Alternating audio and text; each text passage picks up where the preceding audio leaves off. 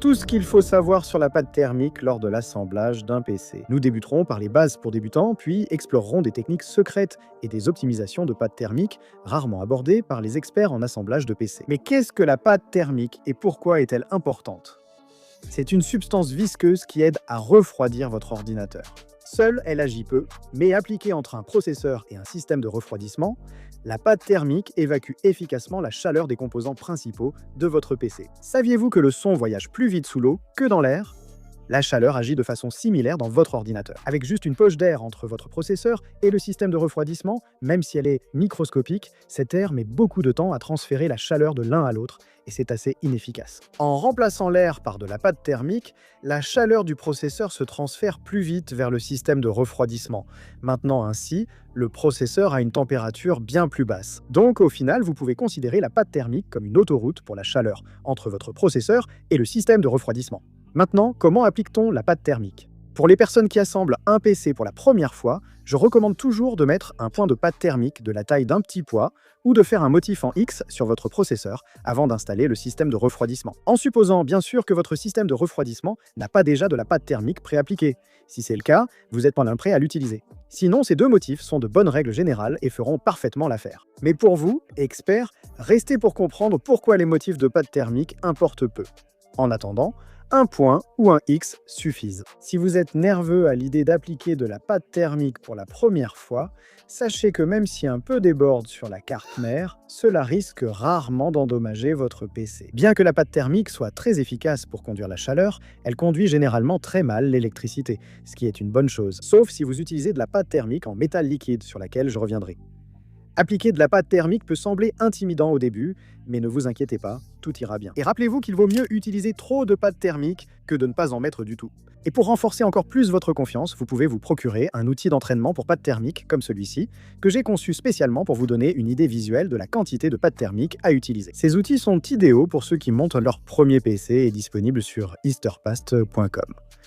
Après avoir appliqué la pâte thermique, à quelle fréquence faut-il la changer? Maintenant, quoi qu'il arrive, le seul moment où vous devez absolument remplacer votre pâte thermique, c'est si vous retirez le ventirad de votre processeur. Faire cela va complètement perturber la pâte thermique existante, et essayer simplement de la remettre en place peut créer plein de poches d'air, ce que vous ne voulez surtout pas avoir. Sauf exception, la plupart des fabricants conseillent de réappliquer la pâte thermique de votre processeur tous les 2 ans, mais elle peut en réalité durer bien plus longtemps. Pour ceux d'entre vous qui sont plus avancés, je vais expliquer dans un instant comment déterminer réellement quand il faut réappliquer la pâte thermique.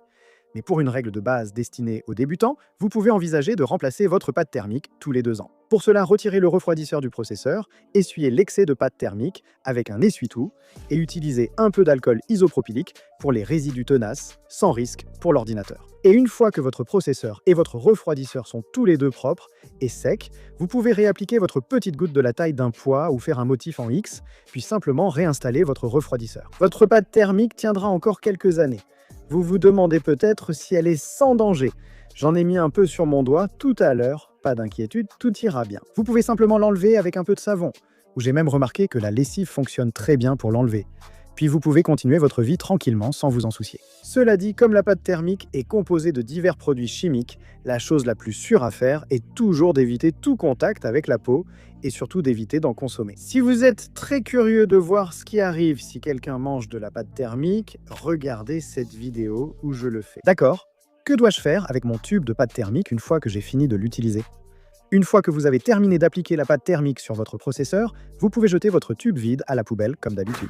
Mais personnellement, je pense que exposer fièrement le tube comme partie intégrante de votre installation PC, c'est la meilleure chose à faire. Vous pouvez même noter la date à laquelle vous avez appliqué la pâte thermique afin de savoir approximativement quand il faudra en remettre à l'avenir, ou au moins garder une trace de la dernière application. J'ai créé ces étuis magnétiques sans pour pâte thermique, adaptés à un tube standard, uniquement sur le PC. Génial, non? Passons maintenant aux aspects plus avancés de la pâte thermique. De quoi est réellement composée la pâte thermique? Nous avons mentionné que la pâte thermique contient divers produits chimiques, mais plus précisément, une pâte thermique typique se compose d'une base et d'une charge. La majorité des pâtes thermiques contiennent une base silicone et des microparticules conductrices comme l'aluminium, le cuivre ou l'argent. Ces particules de charge indiquent l'efficacité de la pâte thermique à transférer la chaleur, car la conductivité thermique influence directement cette capacité. Les watts par mètre Kelvin mesurent la conductivité thermique. Un chiffre élevé indique une meilleure conductivité. La conductivité thermique n'est qu'un des nombreux critères pour comparer les pattes thermiques. Cela soulève donc une question: comment comparer efficacement différentes pattes thermiques? Les pattes thermiques ont des propriétés uniques comme la conductivité et résistance thermique, la densité, la viscosité, la température de fonctionnement et la couleur. Voici un aperçu du sens de ces propriétés et de leur impact sur le refroidissement de votre PC. Comme je l'ai mentionné, la conductivité thermique est une propriété du matériau de la pâte, qui influence directement l'efficacité avec laquelle la chaleur se propage à travers la pâte.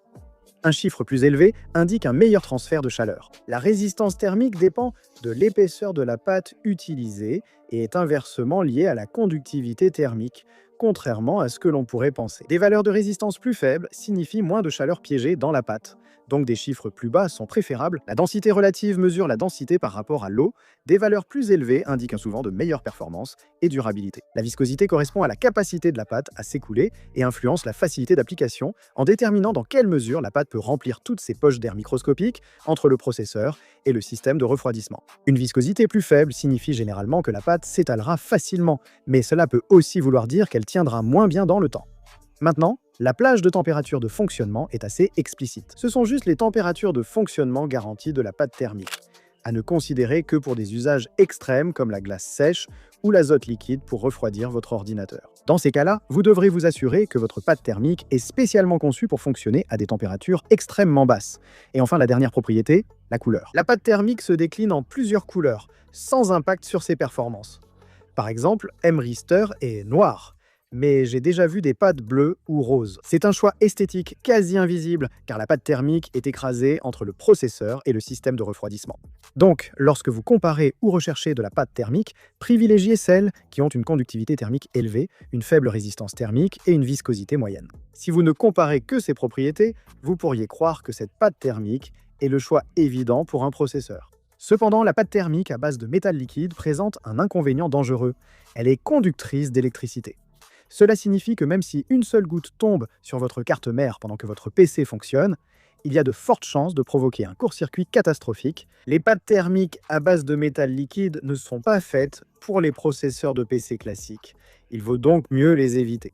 L'endroit idéal pour la pâte thermique à base de métal liquide est sous l'IHS du processeur, où elle ne peut pas s'échapper vers d'autres composants. Mais comme je l'ai dit, la pâte thermique à base de métal liquide est un peu plus avancée et ce n'est pas quelque chose que vous, en tant que nouveau monteur de PC, devriez envisager.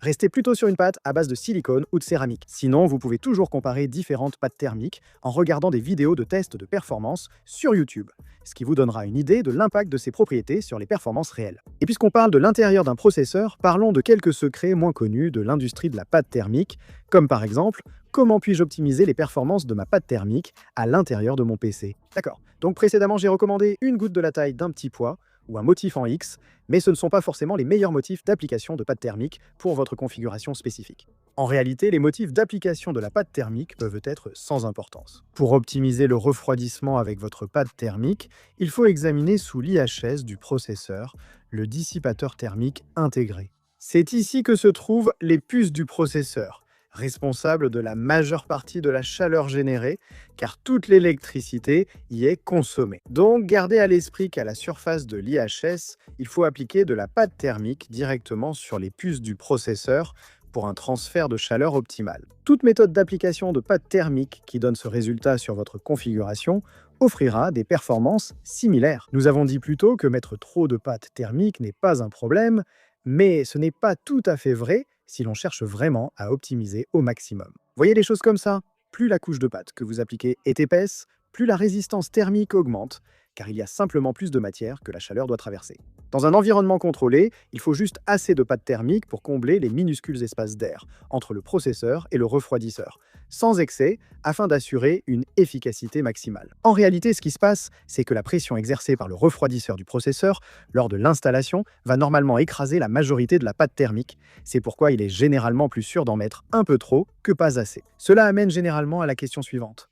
Dois-je étaler ma pâte thermique avec une spatule ou un doigtier avant d'installer mon refroidisseur de processeur? Maintenant, 99% du temps étaler votre pâte avant d'installer votre refroidisseur de processeur ne pose aucun problème et c'est simplement une autre option parmi tant d'autres dans le vaste univers des méthodes d'application de pâte thermique. Cette méthode est particulière, je souhaite donc en parler car elle comporte quelques mises en garde. Le préétalement risque de ne pas combler entièrement l'espace entre processeur et refroidisseur. Vous voyez, les IHS des processeurs ne sont pas toujours parfaitement plats et peuvent parfois s'incurver vers l'intérieur, créant ainsi une sorte de creux concave. Dans ces cas, même en étalant la pâte uniformément sur l'IHS, cette vallée peut tout de même piéger une poche d'air, même microscopique, réduisant ainsi l'efficacité du refroidissement. D'un autre côté, si vous appliquez simplement une grosse noisette de pâte thermique et que vous laissez la pression du ventirad lors de l'installation faire le travail d'étalement, il y a beaucoup plus de chances que la pâte s'infiltre dans cette vallée et contourne complètement ce problème. Maintenant, une autre chose à garder à l'esprit lorsque vous préétalez avec, disons, un doigtier,